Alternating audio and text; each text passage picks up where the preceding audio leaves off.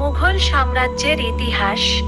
মুঘল সাম্রাজ্য ছিল ভারত উপমহাদেশের একটি ঐতিহাসিক সাম্রাজ্য যা 1526 সালে বাবরের দ্বারা প্রতিষ্ঠিত হয়েছিল এবং 1857 সালের সিপাহী বিপ্লবের পর ব্রিটিশদের দ্বারা বিলুপ্ত করা হয়েছিল। এই 331 বছরের শাসনকালে মুঘলরা ভারতের বেশিরভাগ অংশ এবং আফগানিস্তানের কিছু অংশ শাসন করেছিলেন। মুঘল সাম্রাজ্যের ইতিহাসকে প্রধানত 3টি পর্যায়ে ভাগ করা যেতে পারে। প্রথম পর্যায়ে এই সময়কালে বাবর, হুমায়ুন, আকবর এবং জাহাঙ্গীর সহ 4 জন মহান সম্রাট রাজত্ব করেছিলেন।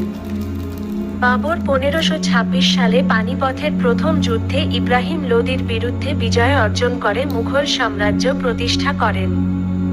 হুমায়ুন 1540 সালে শের শাহ সুরির কাছে পরাজিত হন এবং 1555 সালে তার মৃত্যুর আগ পর্যন্ত ভারত থেকে